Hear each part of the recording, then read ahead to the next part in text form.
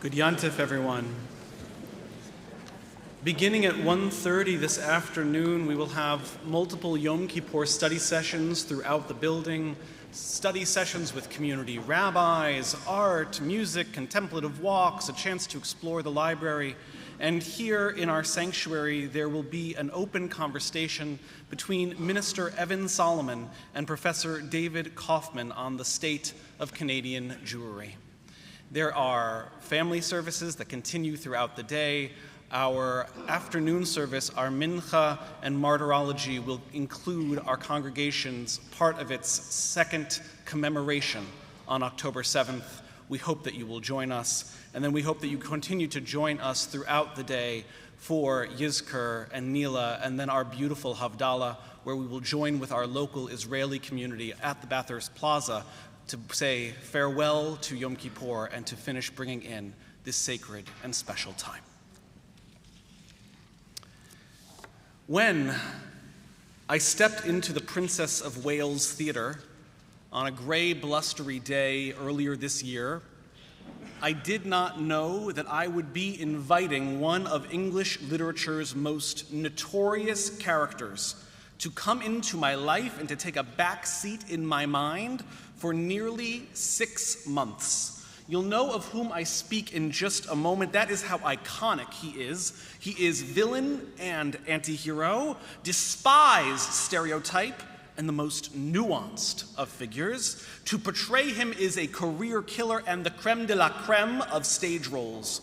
For centuries, people have debated, does he rightly yearn for justice or just his pound of flesh? He is Shylock, William Shakespeare's very own Merchant of Venice. In April, I went to see Playing Shylock, a one-man show starring Canadian actor Saul Rubinek.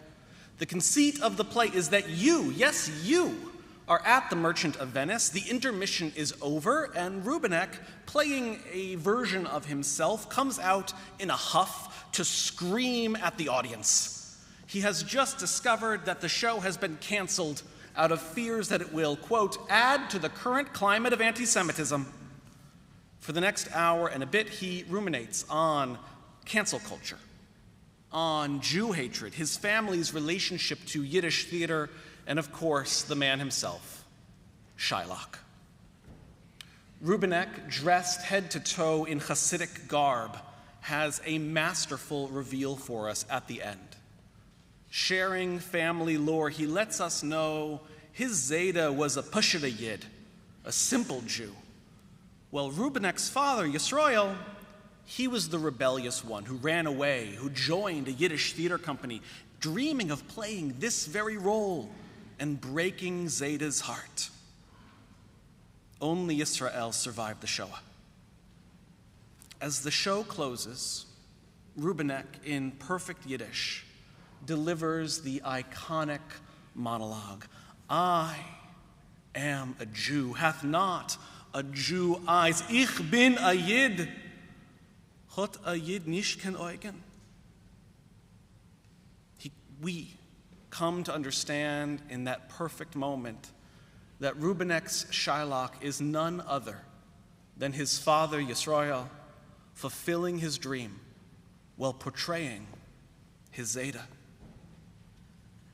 For Rubinek, the play is generational catharsis and something else, something timely, something that speaks to all of us, to our Jewish people. We can learn something vital, Rubinek seems to be saying, about our current climate of anti-Semitism, if only we would just stop running away from Shylock.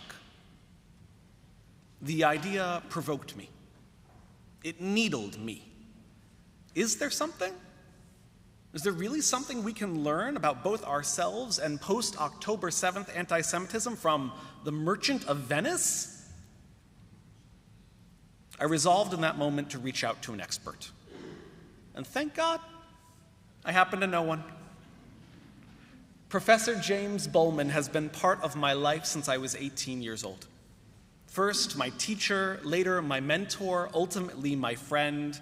witty and funny, able to quote a well-timed soliloquy from memory, which always perfectly fits the situation. He is a Rebbe of the Bard. I had a Shakespeare she'ela, a Shakespeare question. So I called him and I asked him, what do you think? Does Merchant of Venice, does Shylock have anything to teach us about anti-Semitism in 2025? And he laughed. Do you know I literally wrote the book on Merchant of Venice? And suddenly, although we are 200 miles away, I am back in school, listening to my favorite professor deliver an expert lecture, feverishly taking notes. Before I tell you what Professor Bowman had to say, it's important to very briefly summarize this classic play, the major beats of which not all of us are familiar with. I was not familiar with it.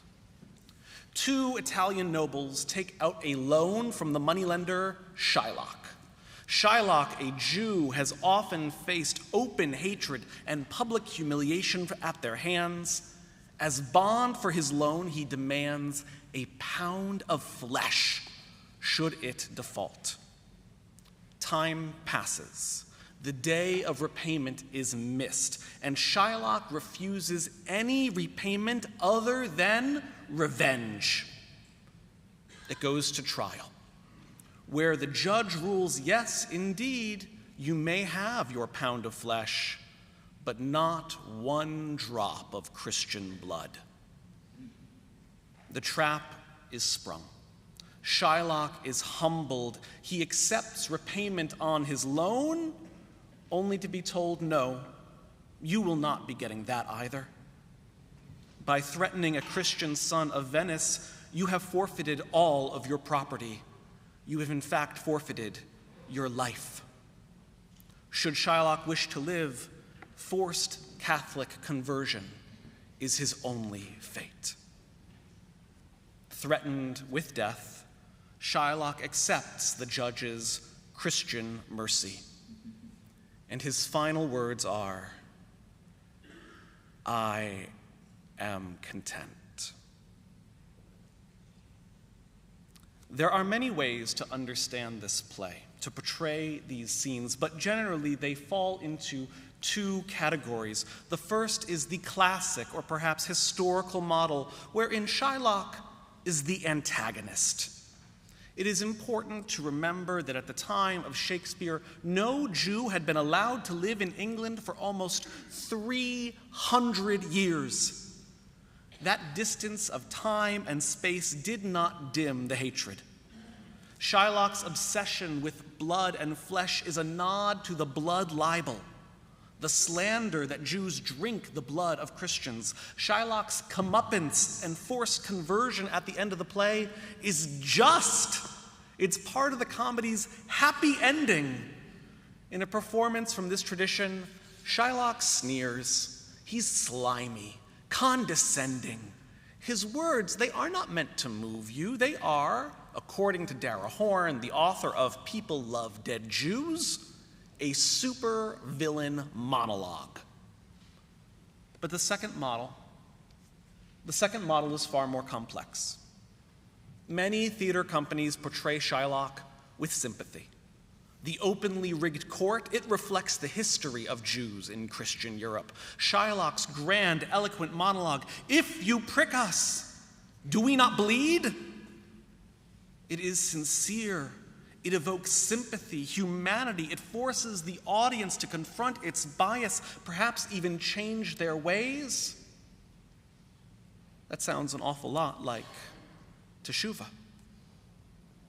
Here, Shylock is given his due as one of Shakespeare's best written characters. That monologue transcends religious identity. It becomes the painful, angry cry that resonates with many groups who face discrimination. If you wrong us, shall we not revenge? Even in Nazi Europe, audiences could not help but see themselves in his rage, to empathize with Shylock as a sympathetic figure. The Nazi Ministry of Propaganda's most drastic change to the play was to entirely delete this famous monologue. The Nazis loved this play.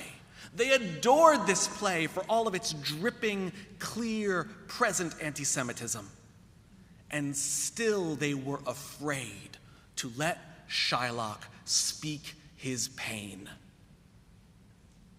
But my question for Professor Bowman was not, how anti-Semitic is The Merchant of Venice? Or is The Merchant of Venice anti-Semitic? My question was, what can we learn about current anti-Semitism from this play? And this was his answer. Because of the sheer diversity of portrayals, you can tell a lot about how a society thinks about Jews and how prevalent and pervasive anti-Semitism is within a society by examining how it puts on a performance of Merchant of Venice. Historically, as the Victorian age rose, performances of Merchant became more sympathetic toward Shylock. In the era when the name Rothschild was associated with wealth and power, Shylock is portrayed with a level of nobility and humanity missing from earlier performances. He is a tragic gentleman, and no longer, to quote Bowman, the comic red-wigged, hook-nosed villain. And the opposite as well is true. In the 1930s, as fascism and radical leftist philosophies spread, always blaming the Jew for society's decay, Shylock transforms once more. In nations like England, one director transformed Shylock right back into that terrible old scoundrel. A production that, and this is Bowman again, tapped into the anxieties of a people who, in their readiness to hiss the wealthy Jew, averted their gaze from anti-Semitic activity abroad. This trend that Shylock reflects how society thinks about its Jews continues throughout the rest of the 20th century into our own. By the 1970s, Shylock is an assimilated Jewish banker, yet still ever the outsider. When the BBC production of Shylock hits television screens in the 1980s, our Venetian Jew now comes with a Yiddish accent and Ashkenazi mannerisms. And as the 90s dawned, and in the last several decades especially, Shylock's Jewishness becomes a lens to talk about other outsiders, to talk about Arabs, Muslims, people of color, and the queer community. What does Merchant of Venice look like in 2025? A Toronto staging led by a Jewish team and starring Alon Nashman began the play by showing us Shylock's unmistakable Shabbat table. In New York, the 2024 production of Merchant was reviewed as, quote, a dead serious indictment of anti-Semitism and bigotry.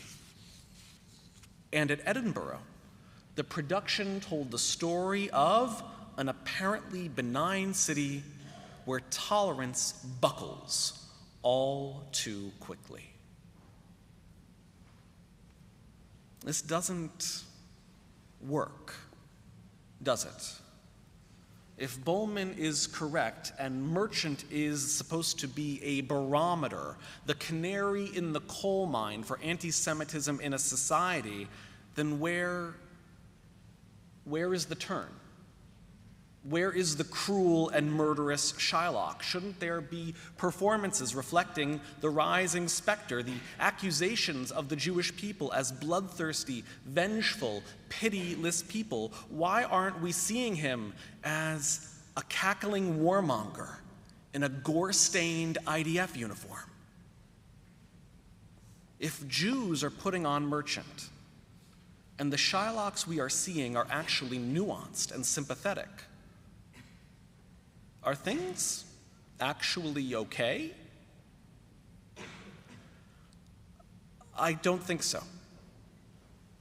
Our shared experience as a congregation, these last 2 years as Jewish Canadians, our collective trauma as a people, they refute that idea that things are actually okay. I have 2 theories of my own to share this morning. The first is that despite the history of using him as an anti-Semitic pastiche, in 2025, Shylock has actually outgrown the role. He does not fit the most common model of anti-Semitism we see today, which is entangled with concepts of intersectionality, oppressor and oppressed, power and powerlessness. Shylock is too nuanced. He's both very offensive and deeply sympathetic to fit into a nicely defined binary. Shylock is defined by his alien status, his lack of power, doggedly seizing onto his one chance for vengeance, and also losing. Victory over Shylock is not the revolution. It is society rightfully putting that upstart back in his place. This particular Jew cannot stand in for a universal oppressor. And the second is this: that Jews, we are telling our own stories, even complicated, unflattering, and offensive stories, with less fear. For a time in media, any negative trait of a Jewish character was seen by our community as a potential source of hatred. We rallied to soften their edges and to cancel potentially inciting productions, like so many performances of The Merchant of Venice. And this is changing, and it's changing for the better. Western and Israeli media alike shower us with complex and driven and sometimes deeply unlikable Jewish characters, and we watch them anyways. Our community is growing more comfortable with Jewish stories showing Jews not only as perfect, and especially no longer as perfect victims, but instead showing us as people. And Shylock fits that mold. Rubenek, whose one-man show sent me on this journey, he wants to play Shylock. He wants to tell that complex, painful Jewish story. He trusts you. He trusts the audience to go and see Merchant of Venice and understand how horrific the anti-Semitism is, not to be inspired by it, not to use it as permission, but to be repulsed by it. Even when that anti-Semitism is trained, is locked onto, is targeting a deeply flawed, tragically arrogant, and imperfect victim. Because a Jew does not need to be blameless and perfect, innocent of any wrongdoing, to deserve basic human decency.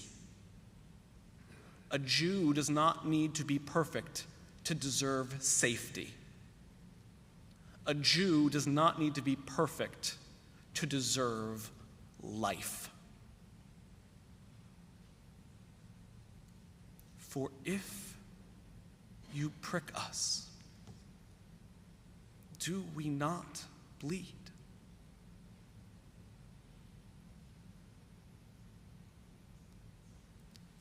Six months later, I am finally ready to put down Shylock. I have found an answer to that Saul question that Rubinek provoked. What are we learning about anti-Semitism today from Merchant of Venice? What we've learned is, just like every generation, we're in uncharted territory. Because the world's oldest hatred is changing. It mutates to fit the moment as it always does. We are not in Elizabethan England or fascist Europe or any other time. We are here in 2025 in Canada, and yes, we do have reason to be concerned. But just as anti-Semitism is changing, the Jewish people, our Jewish people, are meeting the moment too, and we are changing for the better. We are more comfortable with our story. We are more confident in our power and defining our place in this world. We are, in fact, the most confident generation in that has ever been. And we know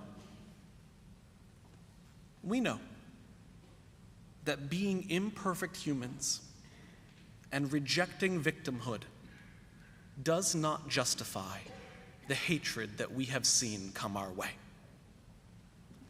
And we will not stop reminding the world that we do not deserve this hatred that comes our way. We are not Shylock, but we shouldn't be afraid of his story anymore either. Our long day continues. May we, imperfect and flawed, but still worthy of love and dignity and life, find our way before the compassionate one, God of mercy, our eternal judge on high. And may we all be sealed for life. Gemar Chatima Tova.